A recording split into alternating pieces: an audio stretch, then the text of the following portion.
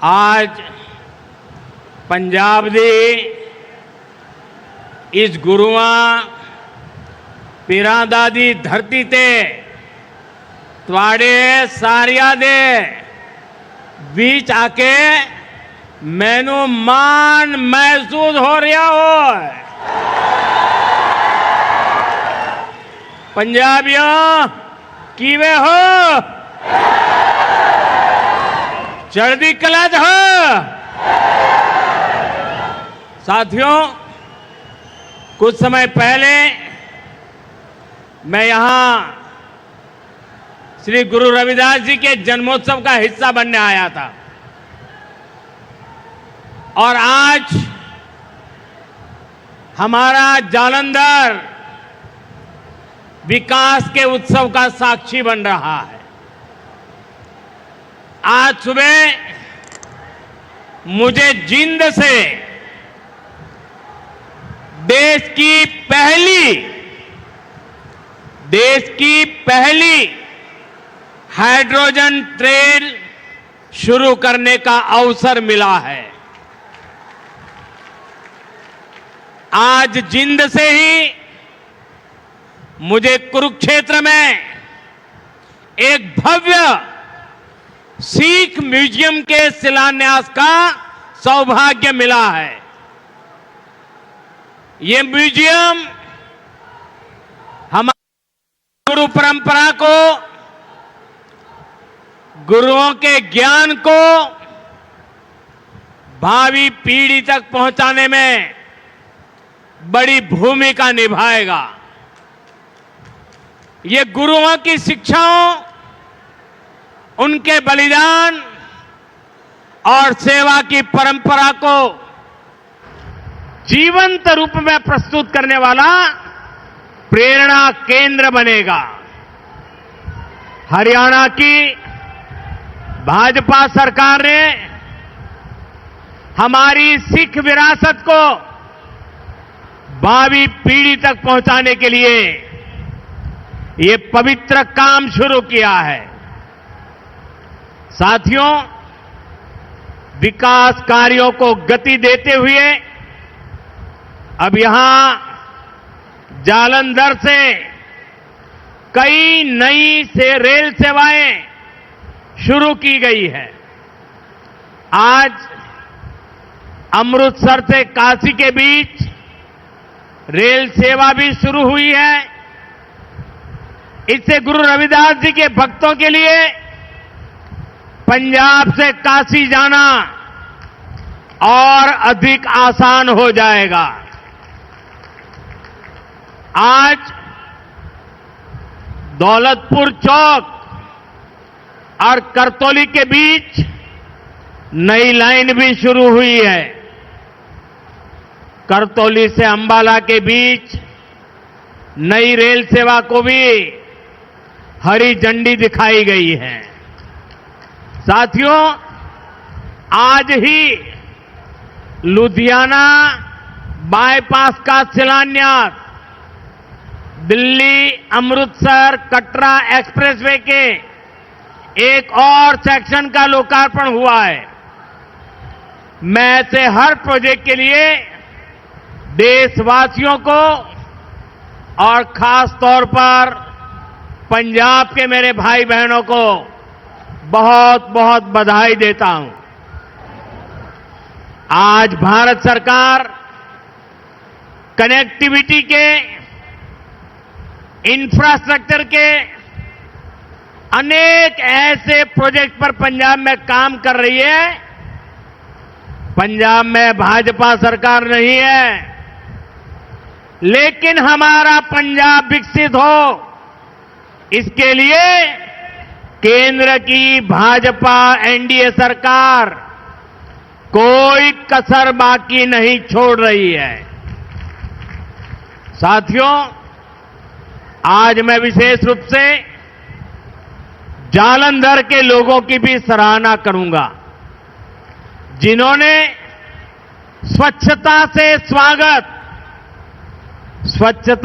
स्वागत पहल के माध्यम से इस कार्यक्रम को और सार्थक बना दिया है। श्री गुरु रविदास जी ने समरसता और सामूहिक प्रयासों का जो संदेश दिया था, उसे आप सभी ने अपने व्यवहार में जीवंत किया है। ये अभियान कर्तव्य भावना का भी उत्तम उदाहरण बन रहा है। साथियों, आज के दिन मैं इस मंच से पंजाब के महान सपूत सरदार तेजा सिंह समुंदरी जी को भी अपनी श्रद्धांजलि देता हूं। आज उनका 100वां शहादत दिवस है।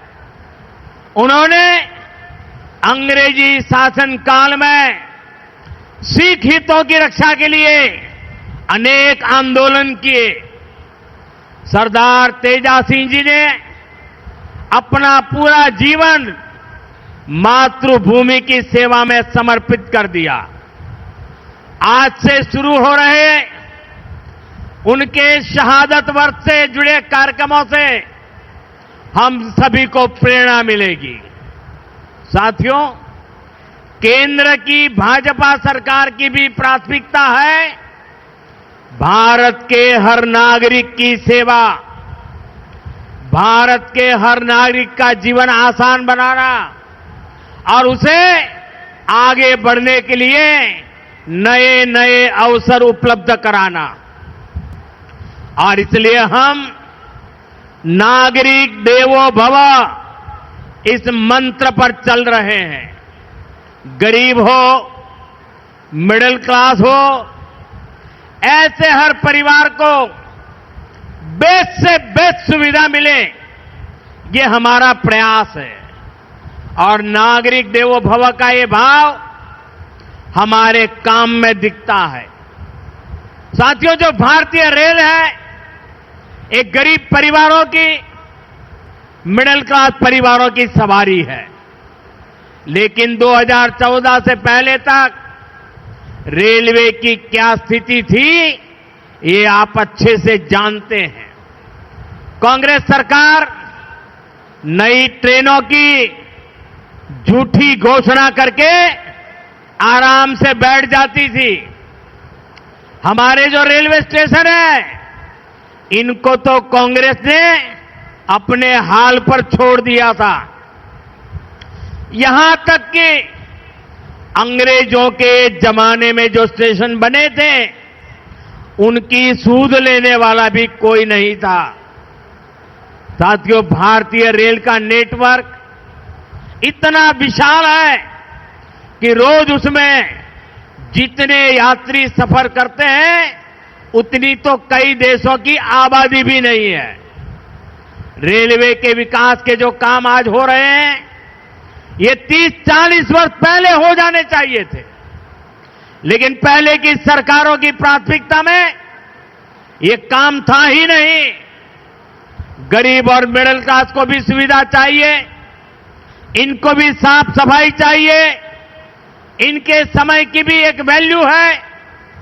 ये पहले की सरकारें चर्चा तक नहीं करती थी।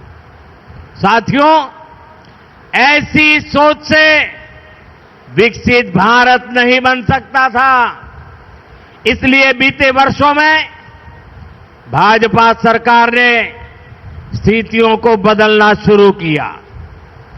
आज पूरे देश में रेलवे स्टेशनों का कायाकल्प किया जा रहा है।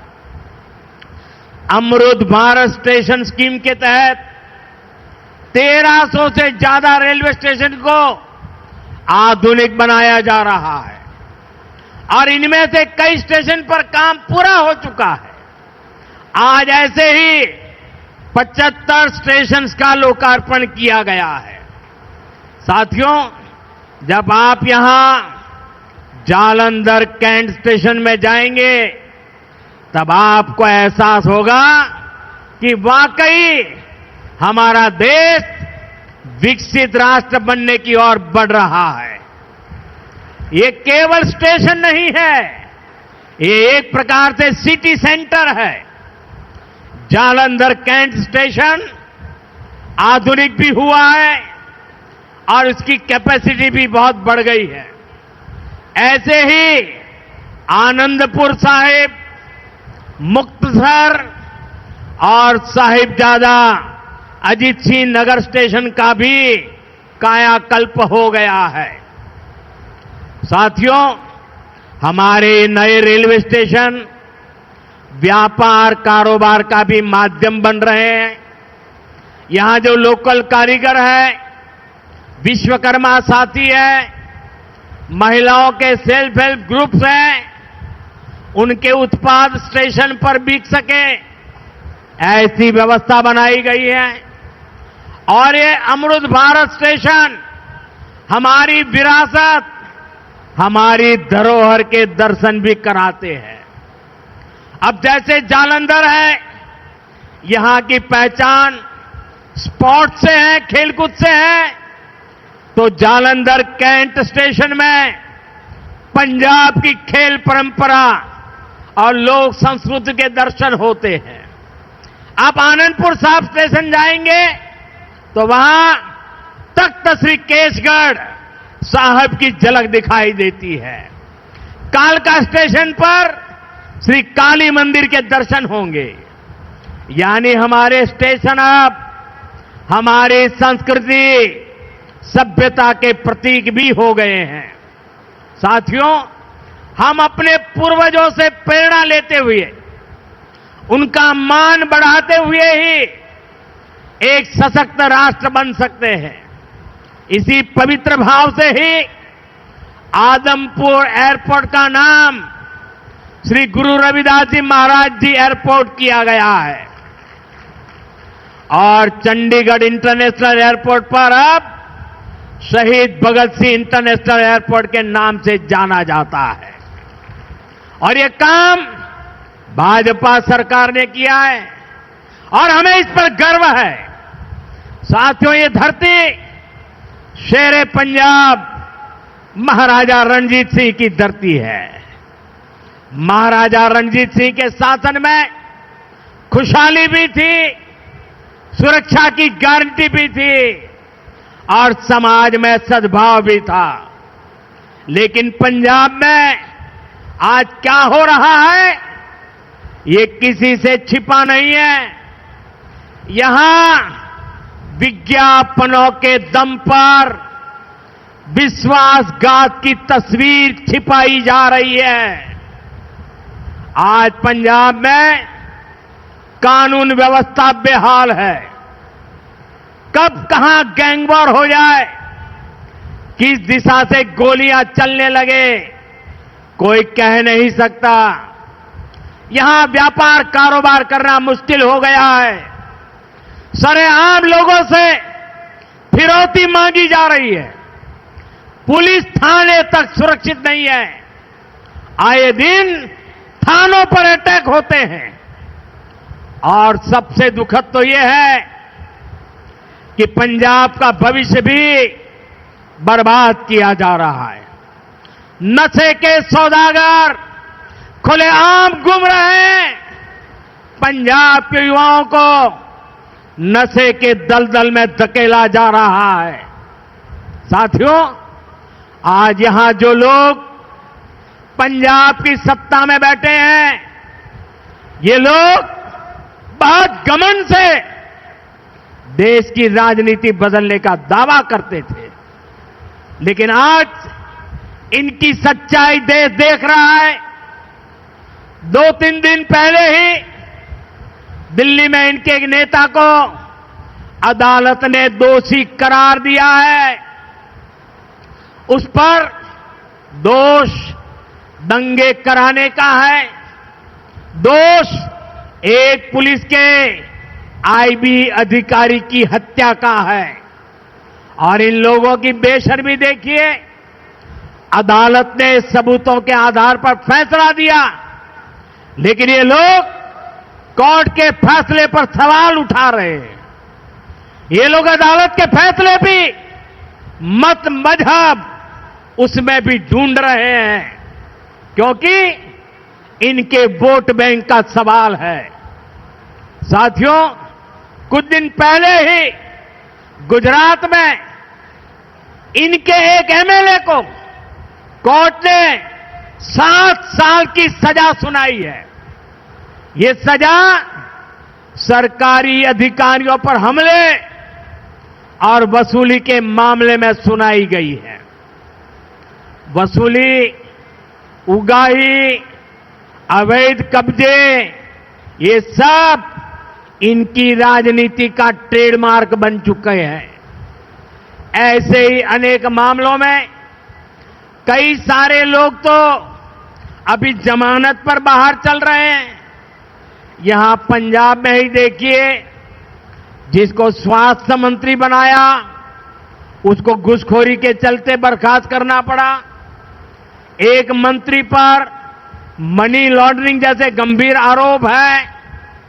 इनके एमएलए घूस लेते हुए रंगे हाथ पकड़े जा रहे हैं। ऐसे गिनते जाएंगे तो इनकी सरकार और इनकी पार्टी में कम ही लोग मिलेंगे जिन पर कोई दाग ना हो। साथियों, जनता की सेवा का काम साफ नियत से होता है, ईमानदारी की भावना से होता है। लेकिन आज जो पार्टी पंजाब में सरकार में है, उसकी ना नीयत साफ है और ना ही वो ईमानदार है। उसकी पहचान ही कट्टर बेईमान पार्टी की है। साथियों, केंद्र सरकार अपनी तरफ से हर संभव प्रयास कर रही है कि पंजाब की जनता को केंद्र की हर स्कीम का लाभ मिले।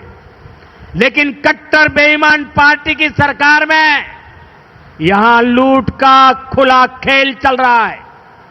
बीते 12 वर्षों में केंद्र से पंजाब को लाखों करोड़ रुपए भेजे गए। इस पैसे से गांव के रास्ते बनते, नहरें बनती, मंडियां बनती, लेकिन पंजाब सरकार ने उस पैसे को सही जगह खर्च नहीं किया। और बड़ी बात यह है कि ये लूट कर्ज के पैसे पर भी चल रही है। पंजाब के नाम पर कर्ज लिया जा रहा है। पंजाब का बजट कर्ज का ब्याज चुकाने में लग रहा है और यहां राज्य सरकार चला रहे लोग उस पैसे पर मौज कर रहे हैं। साथियों, आज हालत यह है कि पंजाब में विकास का हर काम ठप है। सिर्फ भारत सरकार की योजनाओं पर अपने नाम का स्टिकर लगाकर बेचा जा रहा है। आयुष्मान आरोग्य मंदिर जो पूरे देश में चल रहे हैं, उन पर यहां अपना स्टिकर चिपका दिया। पूरे देश में 5 लाख रुपए तक का मुफ्त इलाज देने वाली आयुष्मान भारत योजना चल रही है। यहां उसके साथ भी खेल खेले जा रहे हैं। साथियों, पंजाब का सामर्थ्य अद्भुत है। यहां के किसानों में, यहां के नौजवानों में बहुत क्षमताएं हैं। पंजाब तेजी से विकसित हो सकता है। इसके लिए यहां भाजपा की डबल इंजन सरकार जरूरी है। आप सभी के सामने बीजेपी की राज्य सरकारों का उदाहरण है। जब से दिल्ली में डबल इंजन सरकार बनी है, तब से दिल्ली के विकास को नई गति मिली है। आपके पड़ोस में हरियाणा है, वहां बीजेपी की डबल इंजन सरकार किसानों को 24 फसलों पर एमएसपी देती है। पंजाब में किसानों को सिर्फ धोखा दिया जा रहा है।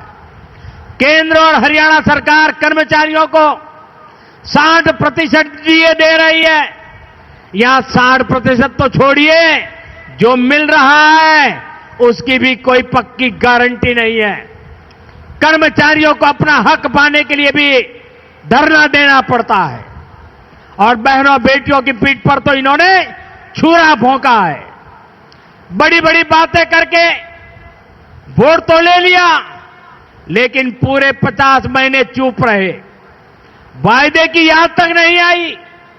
अब तक बहनों के खाते में 50,000 रुपया आ जाने चाहिए था, लेकिन बहनों को सिर्फ झूठ मिला।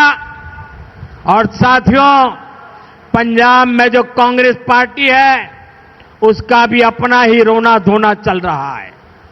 पंजाब में कांग्रेस में कुर्सी का किस्सा ही खत्म नहीं हो रहा। ये इसलिए नहीं लड़ रहे कि पंजाब का हित कैसे होगा। इनकी लड़ाई इसलिए है कि इनकी जो कुर्सी है वो किसके पास रहेगी। और साथियों, अकाली दल का भी यही हाल है। वो भी अपने ही स्वार्थों में उलझे हुए हैं। उनको भी पंजाब के लोगों की कोई परवाह नहीं है। साथियों, पंजाब में असली बदलाव भाजपा ही ला सकती है। पंजाब को विकसित बनाने का काम भाजपा ही करेगी। पंजाब को आत्मनिर्भर बनाने का काम भाजपा ही करेगी। पंजाब में नया निवेश आए, पंजाब में रोजगार के नए अवसर बने, पंजाब में बने प्रोडक्ट दुनिया के कोने कोने में पहुंचे, ये काम राज्य में बीजेपी की सरकार ही करेगी। साथियों, आज जालंधर आया हूं तो पंजाब के युवाओं से और जो खेलकूद की दुनिया में है, स्पोर्ट्स फील्ड में है, उनसे विशेष तौर पर अपनी बात कहूंगा। मुझे पंजाब के युवाओं के सामर्थ्य पर बहुत भरोसा है। हमने देखा है कि खेल के मैदान में पंजाब के युवा कैसे भारत की आन बान शान को ऊंचा रखते हैं। आज स्पोर्ट्स के गुड्स के लिए मशहूर इस शहर से मैं पूरे पंजाब के युवा साथियों से कहना चाहता हूं, ये आपके लिए अवसरों का समय है। खेलो इंडिया अभियान आपके लिए चलाया गया है। खेलो इंडिया स्पोर्ट्स पॉलिसी आपके लिए लाई गई है। आज भारत में नई स्पोर्ट्स इकोनॉमी विकसित की जा रही है। इस नई इकोनॉमी के केंद्र में जालंधर का स्पोर्ट्स मैन्युफैक्चरिंग इकोसिस्टम है। इस नई इकोनॉमी के केंद्र में कोच है, स्पोर्ट्स मेडिसिन है, स्पोर्ट्स साइंस है, स्पोर्ट्स यूनिवर्सिटीज है, सेंटर ऑफ एक्सीलेंसी है, स्पोर्ट्स स्टार्टअप्स है। साथियों, अभी मैं ऑस्ट्रेलिया और न्यूजीलैंड गया था। वहां इस विजन को लेकर काफी सारे समझौते हुए।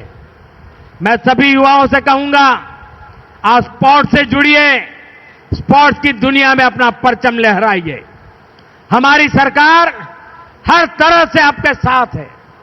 साथियों, हमें पंजाब की आन बान शान को नई ऊंचाई पर ले जाना है। हमें पंजाब का नया भविष्य बनाना है। मोदी हरदम हर पल पंजाब के लोगों के साथ है।